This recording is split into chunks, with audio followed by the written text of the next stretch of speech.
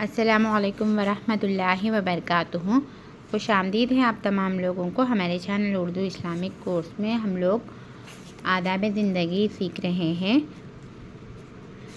پچھلے لیسن میں ہم آداب زندگی میں سیکنڈ لیسن میں صحت کے آداب کے باب میں 4 احادیث سیکھ چکے ہیں۔ آج کے لیسن میں ہم 5 احادیث سے سیکھیں گے۔ چلتے ہیں اپنے سبق کے جانب۔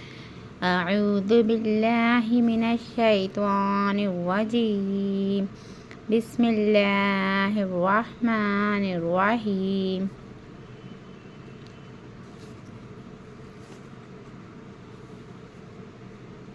خواتین بھی سخت کوشی اور محنت و مشقت کی زندگی گزارے، گھر کا کام کاج اپنے ہاتھوں سے کرے، چلنے پھرنے اور تکلیف برداشت کرنے کی عادت ڈالے، حرام طلبی، سستی، عیش کوشی سے پرہیز کرے اور اولاد کو بھی شروع سے سخت کوش، جفاکش اور سخت جان اٹھانے کی کوشش کرے۔ گھر میں ملازم ہو تب بھی اولاد کو بات بات میں ملازم کا سہارا لینے سے منع کرے اور عادت ڈالیے کہ بچے اپنا کام خود اپنے ہاتھ سے کرے۔ صحابیہ عورتیں اپنے گھروں کا کام اپنے ہاتھ سے کرتی تھیں، باورچی خانے کا کام خود کرتے، چکی پیستے، پانی بھر کر لاتے،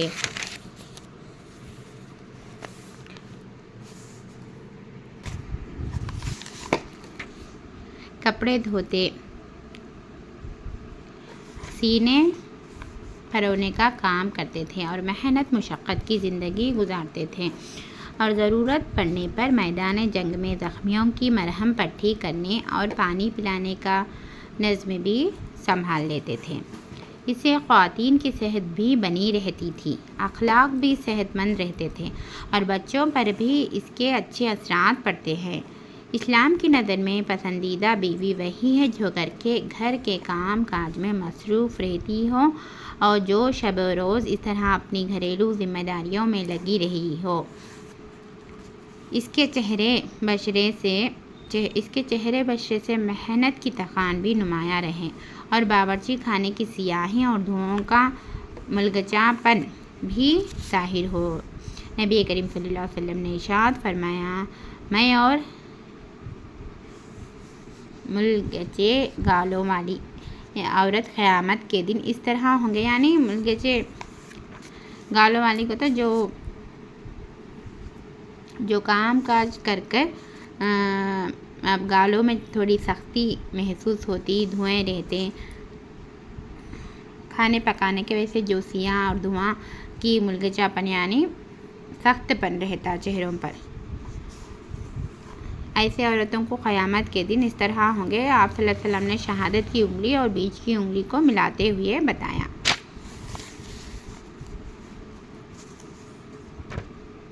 سحر قیوی۔ اب 6 والا حدیث کو لیں گے ہم، یعنی کام کاج 5 حدیث میں سیکھے، اپنا کام خود کرے، اپنا جیسے عورتیں اپنے کام خود کرے، کپڑے دھونے، جیسے گھر کے کام سنبھالنے، محنت مشقت کے سے زندگی گزارنے، اس طریقے سے اپنا گھر کا تمام کام خود سے ہے۔ اگر باورچی کے کام تو خود سنبھالے، اگر کام کرنے والے گھر میں ہیں تو بھی پھر بھی پورا ان کے ساتھ نہیں لینا، اپنے اولادوں کو خود بخود کرنے کی عادت ڈالنا، جس کی وجہ سے انسان کی صحت بھی اچھی رہتی ہے اور بچوں پر بھی اچھے اثرات گرتے۔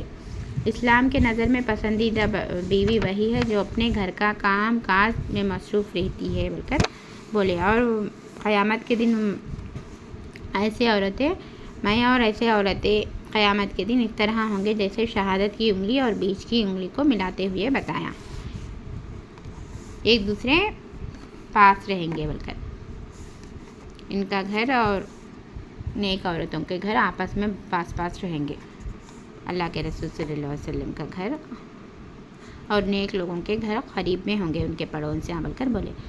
اور 6 حدیث، صبح جلد یعنی سحر خیزی کی عادت ڈالیے، یعنی صبح جلدی اٹھنے کی عادت ڈالیے، سونے میں اعتدال کا خیال رکھیے، نہ اتنا کم سوئیں کہ جسم کو پوری طرح آرام و سکون نہ مل سکے اور اعضاء میں تھکان اور شکستگی رہے، اور نہ اتنا زیادہ سوئیں کہ سستی اور کاہلی پیدا ہو۔ رات کو جلد سونے اور صبح کو جلد اٹھنے کی عادت ڈالیے۔ یعنی سونے میں بھی اعتدال برتے، نہ زیادہ سوئے جس کی وجہ سے سستی اور کاہلی پیدا ہو، نہ اتنا کم سوئے کہ انسان میں تھکان محسوس ہو۔ ایک اعتدال کی طرف اعتدال کے طریقے سے سونا چاہے انسان کو، اور رات کو جلد سونے اور صبح کو جلد اٹھنے کی عادت ڈالیے۔ صبح اٹھ کر خدا کی بندگی بجا لائیے اور چمن یا میدان میں ٹہلنے اور تفریح کرنے کے لیے نکل جائیں۔ صبح کی تازہ ہوا صحت پر بہت اچھا اثر ڈالتی ہے۔ روزانہ اپنی جسمانی قوت کے لحاظ سے مناسب اور ہلکی پھلکی ورزش کا بھی اہتمام کیجیے۔ نبی کریم صلی اللہ علیہ وسلم باغ کی تفریح کو پسند فرماتے تھے، یعنی باغ میں ٹہلنے، باغ کی تفریح کرنے کو محمد صلی اللہ علیہ وسلم پسند کرتے تھے، اور کبھی کبھی خود بھی باغوں میں تشریف لے جاتے تھے۔ آپ صلی اللہ علیہ وسلم نے عشاء کے بعد جاگنے اور گفتگو کرنے سے ممانعت فرمائی، عشاء کی نماز کے بعد جاگنے اور بات چیت کرنے سے منع فرمائی، اور فرمایا عشاء کے بعد وہی شخص جاگ سکتا ہے جس کو کوئی دینی گفتگو کرنی ہو، وہی شخص جاگ سکتا ہے جس کو دینی گفتگو کرنی ہو، یا پھر گھر والوں سے ضرورت کی بات چیت کرنی چاہیے۔ ضرورت ہو تو گھر والوں سے ضرورت کی بات چیت کر سکتے ہیں۔ خالی پیلی چوپ رات بھر جاگنے سے منع فرمائے، کیونکہ اگر رات بھر جاگیں گے تو صبح میں دیر اٹھیں گے، جس کی وجہ سے فجر کی نماز چلے جاتی ہے، اور انسان کو رات بھر جاگنے کی وجہ سے اس کی صحت بھی خراب ہو جاتی اور انسان میں سست اور کاہلی پیدا ہو جاتی۔ اس لیے عشاء کی نماز کے بعد فوراً سو جانے کی اجازت دی، کیونکہ صبح سویرے جلد اٹھے اور فجر کی نماز پڑھے بول کر۔ 7 حدیث ضبط نفس کی عادت ڈالیے، یعنی ضبط نفس بول تو نفس کو کنٹرول کرنے کی عادت ڈالیے۔ اپنے جذبات، خیالات، خواہشات اور شہوات پر قابو رکھیے۔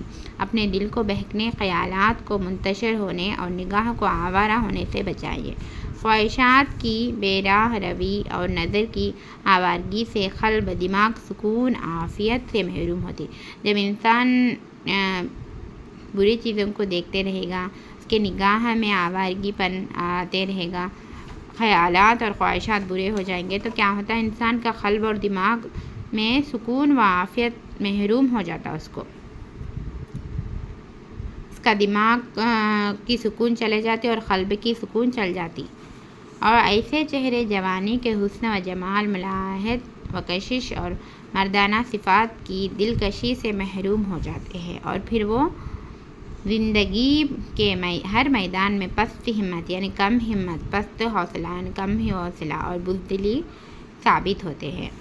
اور ایک مرتبہ میں پڑھتی ہوں ان حدیث کو، ضبط نفس کی عادت ڈالی، یعنی نفس کی کنٹرول کرنے کی عادت ڈالی۔ اپنے جذبات، خیالات، خواہشات اور شہوت پر قابو رکھیے۔ اپنے دل کو بہکنے، خیالات کو منتشر ہونے اور نگاہ کو آوارہ ہونے سے بچائیے۔ خواہشات کی بے راہ روی اور نظر کی آوارگی سے قلب و دماغ سکون اور عافیت سے محروم ہو جاتے، اور ایسے چہرے جوانی کے حسن و جمال، ملاحت و کشش اور مردانہ صفات کی دلکشی سے محروم ہو جاتے ہیں، اور پھر وہ زندگی کے ہر میدان میں پست ہمت، پست حوصلہ اور بزدلی ثابت ہوتے ہیں۔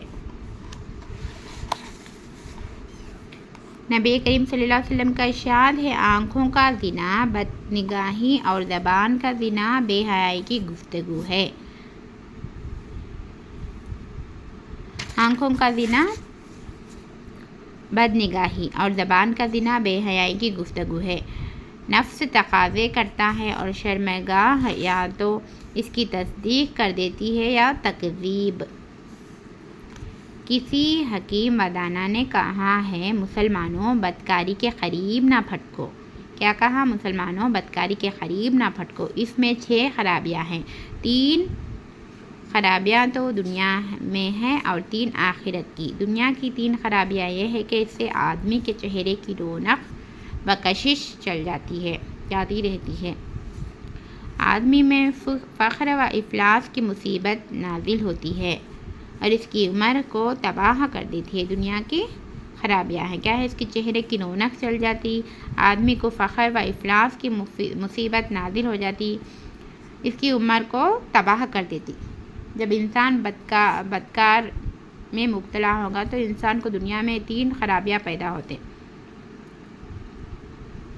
نشہ آور چیزوں سے بچیے۔ نشہ آور چیزیں دماغ کو بھی متاثر کرتی ہے اور معدے کو بھی۔ شراب تو خیر حرام ہے ہی، اس کے علاوہ وہ بھی جو نشہ لانے والی چیزیں ہیں ان سے بھی پرہیز کیجیے۔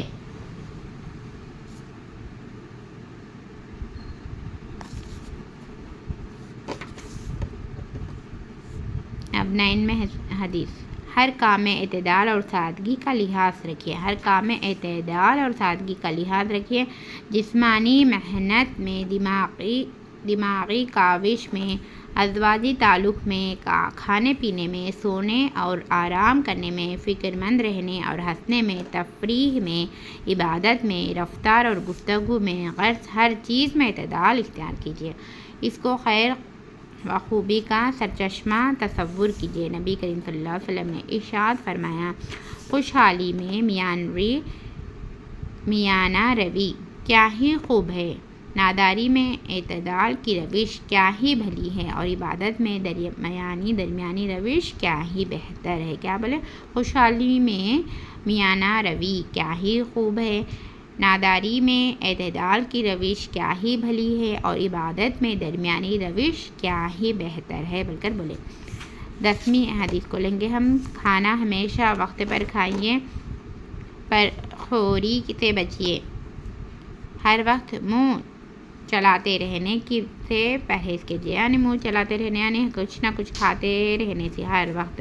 کھانا بھوک لگنے پر ہی کھائیے، اور جب کچھ بھوک باقی ہو تو اٹھ جائیے، یعنی کھانا کھاتے ہیں تو کچھ بھوک باقی رہتی تب ہی اٹھ جانا ہے۔ بھوک سے زیادہ تو ہرگز نہ کھائیے۔ انسان کو جتنا بھوک لگتا ہے اس سے بھوک سے زیادہ ہرگز نہ کھائیے۔ جب بھوک لگتی تھوڑی بہت بھوک باقی رہتی تبھی اٹھ جانا ہے، اس کے وجہ سے اپنے صحت اچھا تندرست رہتا۔ اگر پیٹ بھر کھائیے، حد سے زیادہ کھاتے، بھوک سے زیادہ کھا لیں گے تو انسان کا معدہ خراب ہو جاتا ہے اور ان بیماری میں مبتلا ہو جاتے۔ کیا بولے؟ مومن ایک آنت میں کھاتا ہے اور کافر 7 آنتوں میں کھاتا ہے۔ ترمذی کی بات ہے۔ کیا بولے؟ مومن ایک آنت میں کھاتا، یعنی ایک کھاتا تھوڑا کھاتا، اور کافر 7 آنتوں میں کھاتا ہے۔